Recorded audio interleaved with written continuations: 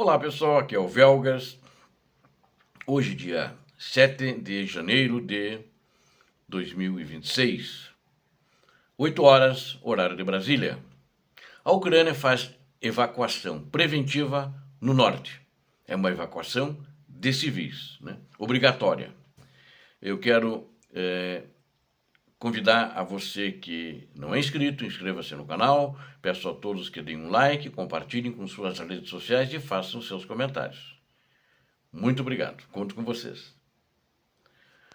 A Ucrânia ordenou uma evacuação, talvez não, eu tenho certeza que é preventivamente, no norte. Agora, já a partir de agora, já desse ano de 2026, agora já em janeiro. Isso porque ficaram algumas pessoas que sempre ficam nas vilas principalmente.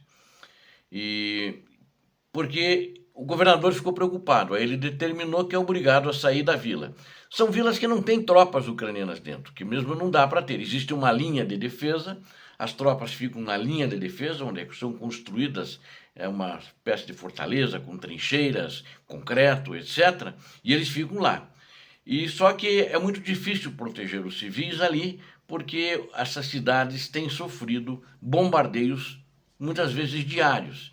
E aí não tem uma estrutura para poder atendê-los. E mesmo se acontecer essa ofensiva, que tem muita gente esperando uma ofensiva ali no norte, igual a que está acontecendo no leste e lá no sul, na região de Zaporizhia, então tem gente que acha que vai acontecer ali. Por causa disso que foi determinada essa evacuação, ou seja, a pessoa sai ou sai da vila. Eu acho que isso é mais preventivo, é uma opinião minha, ninguém disse porquê, né? Tem gente que diz, não, é que os russos agora não estão dando em certo nem no sul e nem no leste, eles vão aqui para o norte. Bom, no norte não deu certo há 2 anos atrás, quando eles tentaram entrar em Kharkiv, muito menos agora, né? Acho que não vai dar também, porque não consegue de repente trazer toda a tropa que está lá sem ser notada, né? E não tem uma grande concentração de tropas, além daquelas que já estão lutando em Sumi, em Kupiansk, naquela região ali. Ou seja, né, não tem nada mais do que isso. Mas essa evacuação é obrigatória, são 14 vilas, elas são fronteiriças, elas estão bem próximas à fronteira da Rússia, né? O governador Vyacheslav Chaus, que fez uma reunião do Conselho de Defesa do Estado, né, da província, perdão, de Kharkiv, e ela afeta vilarejos que vivem, são bombardeios diários, há meses, né? E o povo não sai de lá, essas 300 pessoas. E ainda assim, cerca de 300 civis permanecem nessa faixa de fronteira. Então o governador deu a ordem, tira de qualquer jeito, não pode mais ficar gente lá.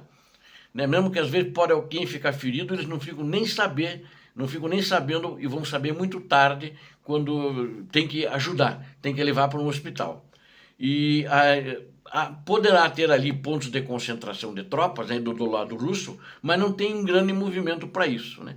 Então eles estão dando transporte, então já tem acomodações preparadas, garantidas na retaguarda para essas pessoas, e eles estão fazendo isso antes que eventualmente uma situação piore. Acho que é uma iniciativa louvável que o governador fez, já, apesar de 4 anos de guerra, os caras estão sentados lá ainda, né? E houve uma guerra muito violenta ali, há 2 anos atrás, quando eles tentaram entrar na província de Kharkiv, sem sucesso. Ficaram 6 meses tentando, sacrificaram ali uns 40, 50 mil russos, mas não conseguiram. Então, essa urgência agora, segundo, a partir de 1º de janeiro, quando drones russos atacaram um hospital na cidade de Semenilka, ali na região, na província, e danificaram instalações, destruindo veículos e serviços. E um lembrete ainda no início do ano que o norte da Ucrânia pode ser duramente atingido, sem aviso prévio, devido à proximidade com a fronteira. É uma província que faz fronteira com a Rússia, né? Então, eles decidiram evacuar.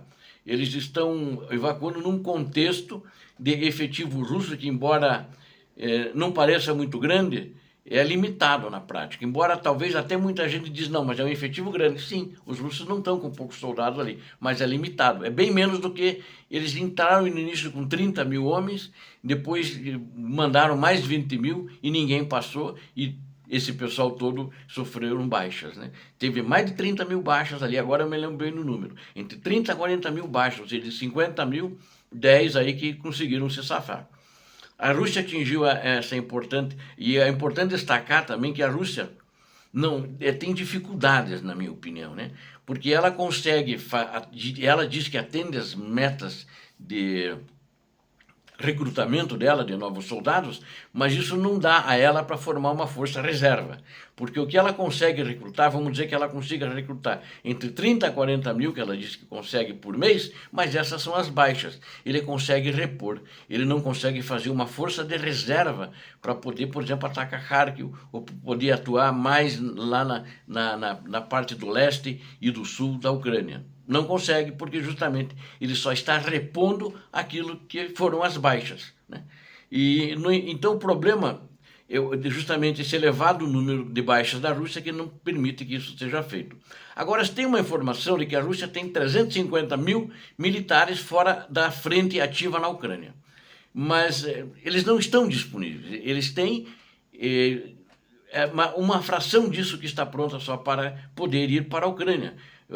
Se houver uma nova ofensiva, por exemplo, em Kharkiv, porque muitas dessas unidades estão ligadas a outras tarefas, a treinamentos, a segurança interna, porque a Rússia não pode se desguarnecer da segurança interna dela, das outras fronteiras, dos flancos. Então eles estão cuidando disso, da proteção mesmo, porque há ataques ucranianos em profundidade, então eles têm que deixar tropas lá. Se não ficar tropa, o ucraniano pula de paraquedas lá e faz um prejuízo maior do que já vem feito. E agora um outro fator é que a Bielorrússia também, né, que faz fronteira com a Ucrânia, faz fronteira com a Polônia, ela continua sendo um vetor de ameaça potencial, porque ali nesse cenário ela é uma plataforma onde tem tropas russas que poderão ser usadas, aquelas tropas russas, para invadir a Ucrânia. Embora que, na minha opinião, eles têm poucas tropas lá. Eles já tinham mais quando eles tentaram chegar a Kiev nos primeiros dias da invasão em 2022, e eles devem ter hoje lá entre 15 a 20 mil soldados só, que estão fazendo, eles treinam outras tropas, né? Eles ali também têm uma parte de logística e apoio à defesa aérea e mísseis, em vez de formações de manobra maciças para fazer um ataque de fato. Eles não têm tropa para fazer isso, grandes formações para atacar. E também nesse eixo norte mais amplo, tem a região ali de Bryansk, Kursk e Belgorod. A Ucrânia está em Kursk e Belgorod. Eles faz 2 anos, acho, aproximadamente, que a Ucrânia entrou em Kursk, e em Belgorod menos, acho que 1 ano, né? Então ela tem tropas ali, mas ela não consegue tirar os ucranianos. E ela empurrou os ucranianos um pouco para trás, porque quando o Trump assumiu logo depois, ele deixou 1 semana a Ucrânia sem compartilhamento de informações. Senão os ucranianos estariam lá onde estavam antes. Eles não têm condições de tirar os ucranianos dali. Não tiveram até agora e acho que não vão ter também. Então está tudo sobrecarregado. Essas reservas que eles dizem que tem de 350 mil, não é mais realista para a Rússia, né? E ela não quer, acredito, fazer uma repetição de fevereiro de 2022, né?